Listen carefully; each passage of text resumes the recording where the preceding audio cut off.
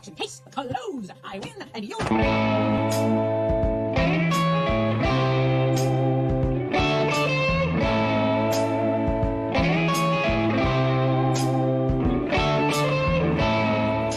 Welcome back to Ghostly French Toast, and you may be wondering, Ghost French Toast, why are you talking about JJK of all things? Well, dear viewer, this is a very important thing to my heart, and I recently brought to my attention this topic that Kashimo's a fraud. Kashimo's a joke. Nah.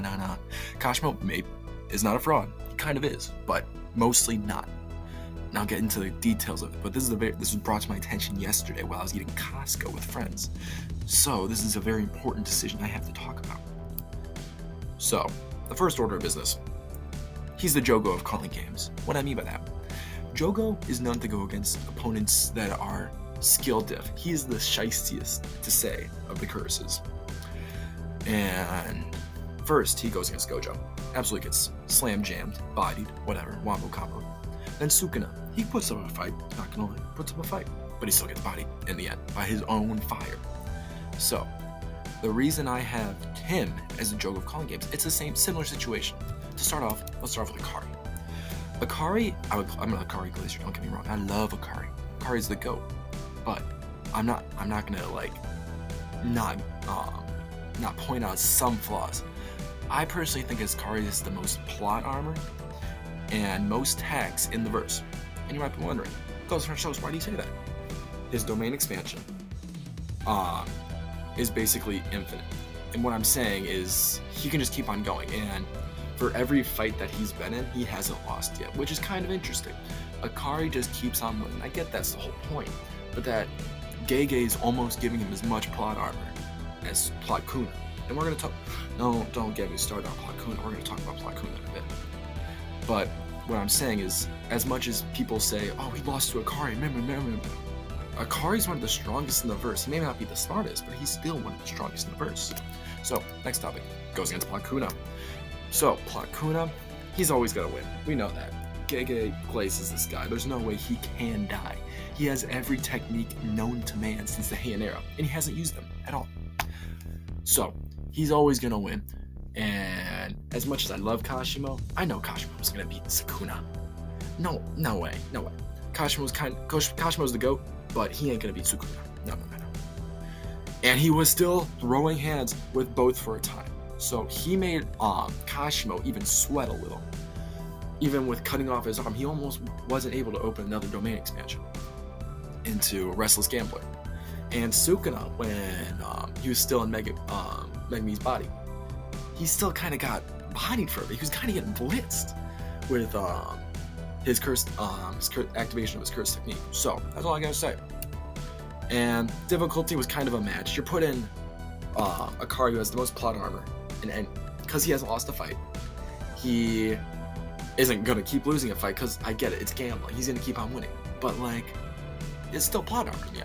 And Plot Kuna, I don't even have to explain. I don't even have to explain that, do I? Okay, the third and fourth strongest in the verse. Kashimo was still one of the top in the verse. He was soloing without even a curse technique. He made Akari sweat. He went after Panda. I know people don't flex on Panda. Panda's pretty strong. Panda can be a strong opponent. Not gonna lie. And he absolutely bodied Big Sister Panda. And no one is known to survive Big Sister Panda. No curse technique, and he made Akari sweat. So one of the big things with Kashimo is Kashimo's a great hand-to-hand combat. And we see him being able to rival, or match even, Gojo and Sukuna in hand-to-hand combat. He's one of the best in the verse. And we can tell because he hasn't even used his curse technique once, because if he uses his curse technique, he dies. But his curse technique is still cool as fuck. And he still hasn't used it. So, because he's waiting for Sukuna, blah, blah, blah, blah. Of course, we know what happens. He gets served Waffle House style, but still, he's still the GOAT. He didn't even use his curse technique once in any of his fights for the past 400 years. And I think this brings us into the next topic. 400 years old. This guy has so much fighting behind him. Yes, it may be farmers. Yes. But he still has all this knowledge of just fighting. So I personally don't think he's a fraud. And even Kenjaku recognized his strength. Back at 400 years ago in his era, when Kenjaku first met with them, He recognized his strength and his potential as a fighter. So that's why I'm saying, like, hey, even Kenjaku, one of the I think the most strongest in the sense where he's able to manipulate certain situations in his favor, manipulating the entire JJK story just so he can glaze upon some big unknown cursed deity. Kenjaku's like approval. I'm giving that some cool. He recognizes him. Kenjaku's normally a negative guy, and normally he's like downplays everybody. But like, not even Kashimo. He's like, damn, Kashimo, you're pretty good. Not gonna lie. As I was saying earlier, never even used his curse technique, Mythical Beast Amber. Sorry about that. Almost wiped Hikari, even without using his curse technique. We know Hikari relies on Relentless Gambler. As much as Hikari's pretty cool, and he has his doors and his balls and his little gizmos, Hikari would have probably lost if he didn't have his domain expansion. That's all that Hikari uses, and I love Hikari. I'm a Hikari glazer. You don't understand. I glaze this man up so hard. But I'm saying that Hikari is kind of nothing without his domain. He's a cool guy. That's all he's got left. But Kashimo wiped him without even using his curse technique, and he forced Kashimo to start thinking strategically about this, like, hey guys, I'm kind of screwed if I don't get him into the water. But if it was just a one-on-one fight, no water, Kashimo would have won, no doubt in my mind. I personally think Kashimo has the willpower and the strength to beat Hikari. Still one of the highest calling game scores. When we were first introduced to Kashimo, he has one of the highest calling games. I believe it was 13th place. He's pretty high up there for calling games, and that was just a start. And we know what happens. He just keeps on wiping the floor with people. After Hikari, when we first introduced to him, blah, blah, blah. Has a vast knowledge on hand-to-hand combat, as I was saying earlier. He's been around for 400 years. And yes, he was kind of like put into an inanimate object for a little bit, but I feel he's never really used his curse technique, so I personally don't think he really knows the full extent to his curse technique. He has an idea of what it is, and he's been able to tell what it is. But he's kind of just built different, because he's like, oh, let me just 1-2, left, right, good night you. And he still has the confidence that he's gonna win, just left, right, good night you, and with his stick. Instant hit with domain. This is probably, I think, one of the Hikari's most overpowered and underlooked things. He can instant hit with his electricity. So with Hikari, he has the same cursed electricity as Niue, Megami's summon, or Shinigami. Sorry. So the instant hit right there is probably one of Hikari's strongest things, and we see it almost kill Hikari, or one of Kashimo's strongest things and almost killed Hikari. There you go. So, even without a domain, no curse technique, he just has the cursed electricity where he can basically hit people with amplified, with his fist with amplified cursed electricity energy, there you go. And he has the instant hit attack with his staff where he can set it anywhere and it'll just connect with him in the staff, and anything in that line, it's an automatic instant hit. So, I personally think that's one of his most underrated attacks, and people always look over that because they always go, oh, he dies one hit once he uses curse technique. Nah, this guy has instant hit. Mahito wishes he was this cool. He wishes he was this guy, this guy. And he was a great tacticianer. We see him multiple times how he's able, so something that I feel like is very not really talked about with the whole bringing sorcerers back of Kenjaku's plan. Kenjaku normally talks about who's he going up against. We know that he talked to Sukuna about Gojo, and that's like one of the biggest things where that's how Sukuna, I believe, was able to beat Gojo, was Sukuna, or Kenjaku telling Sukuna about Gojo's abilities and all that, and is what he thinks could beat him. So that's personally one of the biggest things I thought of. But we know Kashimo just came in. Kashimo was just like, oh, okay, I'm ready to throw hands. And he was able to figure out one of the most confusing and intricate domain expansions in the verse, I personally think. And I feel like a lot of others will also say Hikari's domain is one of the most interesting and complex in the verse. And this guy who has no idea of gambling, and Pochinka, was able to figure it out. He's like, oh, okay. So this guy was cooking.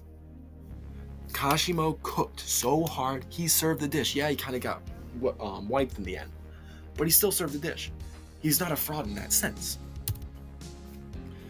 Okay, this is, I think, the most controversial one. I believe he sort of blitzed Sukuna for a point in time. Oh wait, sorry. Was the backup plan if Heavenly King Gojo, the best, failed? And I feel like that's kind of like a big deal. Like, oh, if Gojo loses, I'm next in line. And yes, maybe Yuki would have been there. Fucking Yuki was still alive. But I believe Kashimo was regarded as second because he's one of the strongest in the verse, and that's why people don't realize. People always think about, oh, he got Waffle House, oh, he got fucking blitzed by Heianera Sukuna. But I'm personally thinking, like, dude, this guy was second to Gojo. This guy's cooking here. He's fast as fuck. And we also got his curse technique activation, which is basically an insta kill. And even before, once he activated, he was going left, right, good night on Plot Kuna, and he was throwing hands, bam, bam, bam, bam, bam. That's what I'm saying. This guy was cooking. This guy made Plot Kuna sweat so hard, forced him to change, and I haven't used this curse technique since the Heian era Plot Kuna. This guy forced him. Yes, Gojo had some, like, almost destroyed Megumi's body, but we still know that, what's it called? Sukuna still had cursed energy in reserves, and did reverse curse technique to heal himself. So I personally think he could have still fought in Megumi's body, but he was like, no, this guy's gonna beat me if I don't. So that's why he went to Heianera. And personally, Heianera's stupid. He has techniques for fucking everything. This guy's cooking. Don't get me started on Higurume. I think Higurume is sort of a fraud. And if this video does well, I'll talk about how Higurume is a fraud. No, but his for people who don't know, Kashimo's curse technique basically allows him to transform into anything electricity based. So if he wants armor, he can basically create an armor. If he wants to shoot a projectile out of his mouth, like a pea shooter, he's got a pea shooter build, and pea shooters are known to be the best in Plants vs. Zombies. No one can deny that. You always start off with pea shooters. That I just had to include that there because I think that's an underrated opinion right there. So, anyways. So let me get the pen out. So we got, oh my gosh, wait, there we go. So this ability right here, he was able to basically send Sukuna through buildings with this, and he was able just blitzing on him for a little bit. He was running after him, punching him through buildings. Yes, he kind of got forced into him, and then he started like, damn, Sukuna's kind of bad. Not gonna lie, he's kind of bad. Yes, Kashimo going like that, but besides the point, his curse technique is solid as fuck, and I think it's one of the coolest in the verse. It's similar to Takaba's, where it's creating with whatever you want to be. Because Takaba's abilities where, if he thinks it's funny, he can create it and everyone else will have to participate in it. Kashima's in a similar way where he can create anything that he wants out of electricity. We see him have some kind of armor. We see it that he develops his face mask over. It's just to protect himself and gain more ability, control over his electricity. Oh, wait. Sorry. Oh, wait, I need to write the pen back. There we go. There we go. Okay. The fraud allegations. I'm gonna erase this right now. The fraud allegations. And why they are misleading.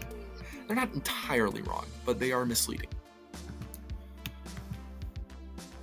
Oh, I'm still learning this. The farmer fighter. I can see why people say that. He was only fighting farmers, and he became the god of lightning, to say. Some people say that's all he fights. I personally think, yeah, but who else are gonna fight 400 years ago? Sukuna was dead. The only one big guy was like Kenjaku, and there was probably some strong sorcerers. He was, of course, Kashimo was the strongest, but he was going ham on some farmers.